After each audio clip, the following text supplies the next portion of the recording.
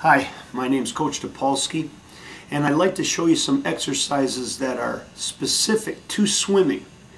You want to become a better athlete, and there's a lot of exercises that you can do, but the exercises that I'm about to show you all use stretch cords and all are very, very specific to swimming movements. And I think that's very, very important. The first exercise that's not in the rest of the video that you're about to see is a very important exercise, and it begins with a stretch cord. In fact, almost all these exercises are with stretch cords. Begins with a stretch cord very close together, and it isolates the beginning part of the butterfly pull and the breaststroke pull. So you're pressing out like this. The number of repetitions is going to be really dependent on what you want to accomplish. You know, longer distance breaststrokers, 200 breaststrokers, are going to probably do more repetitions. At the end of the repetitions, you want to go to failure. If you don't go to failure, you're not going to get a training response. So you're going to start out very slow. The kids don't have to do a lot of them, one or two just to begin, just to get an idea of what these exercises are about. And after they get better, after they do more of these exercises, you're going to want to make sure they go to failure so you can get a training response. It's important to document what you're doing, how many times they're doing it. It should be in their journal. So they begin like this, over their head into the butterfly position where they're actually pressing apart. Then you're going to increase the distance where your hands, make sure your elbows are locked, and they start pressing like this. And eventually you're going to get into a distance where the stretch cords are pretty far apart and you can get a larger or a longer range of motion with the elbows locked. Okay? I'd like you to remember that you can use these exercises and more or less take this training regime and design it to your time constraints.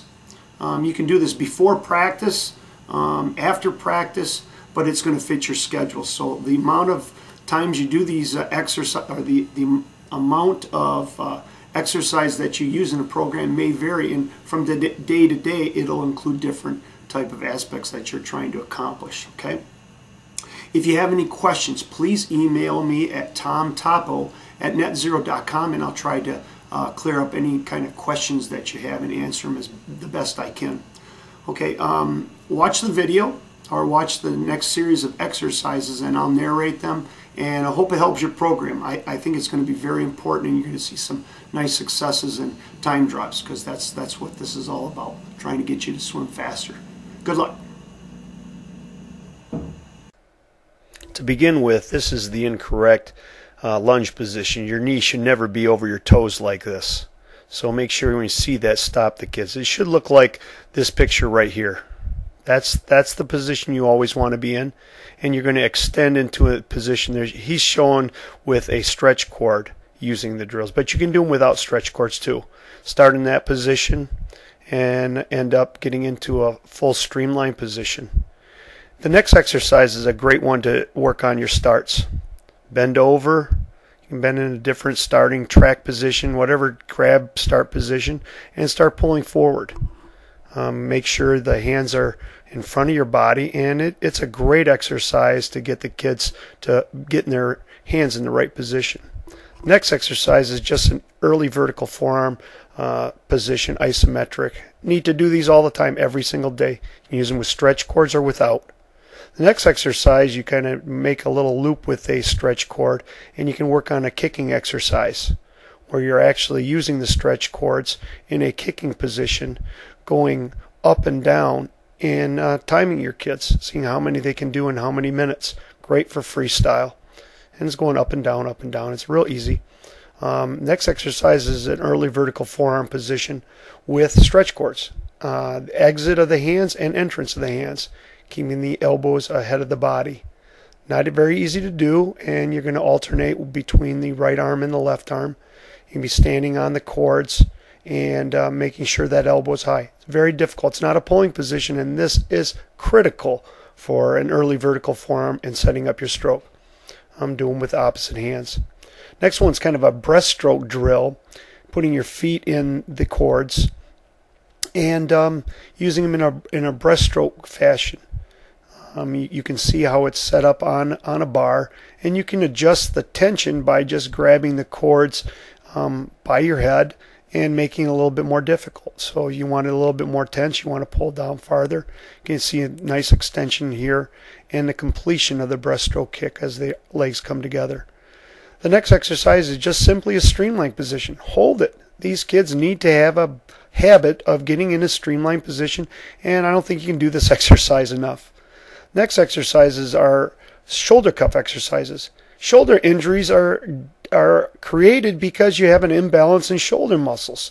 If you don't do stretch cord or shoulder cuff exercises in your program, you're just begging for trouble. There's a lot of exercises you can do laterally, horizontally, diagonally, bring them across the body like this, all in an effort to develop a balance of shoulder cuff muscles. You have to do these. You have to do them.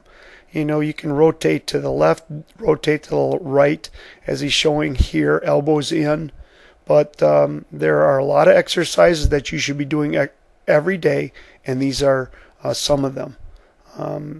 Bringing the hands back in a rowing exercise to work on that, and you turn around and do the opposite, kind of a pushing exercise like a push-up, but this is the shoulder blades pointing backwards, pulling into that position to work on your shoulder muscles.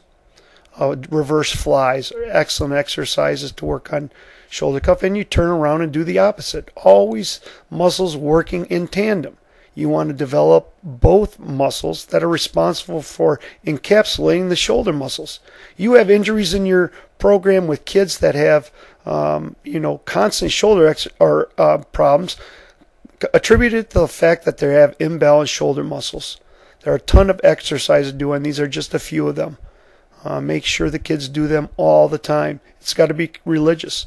If you're working on core muscles, trying to keep the body straight, here's a great exercise to maintain a core muscle group, and the opposite side to keep the body straight. Other shoulder cuff exercises, rotating up, shown in the next clip, and then the opposite, rotating down. There's what we used to call empty can, full can exercises. These are exercises that are critical to developing shoulder muscles. These are pulling patterns where you have to pull forward like a lat pull, working on a pulling exercises that's critical to swimming. And then you're working on the extension or the follow through. Here are tricep exercises, very important, finishing on the breaststroke pull, freestyle pull, a butterfly pull, and then an extension of the triceps like this. You can work on bicep exercises also. And here is a backstroke recovery, great exercise, getting your kids to get their hands in the right position for a recovery on backstroke. Elbows in the right position, following through an extension, and of course you try to get them to get deep. That's where you hold them. You can hold them a little different, but this is the way that I have the kids hold them. And an extension all the way back, which is the completion of the recovery on backstroke. Here are a few cords. These are just a few stretch cords. You can use bungee cords. They're brought to you by Tech Paddle. I think an invaluable tool in creating an early vertical forearm. Good luck to you from Coach Topolsky.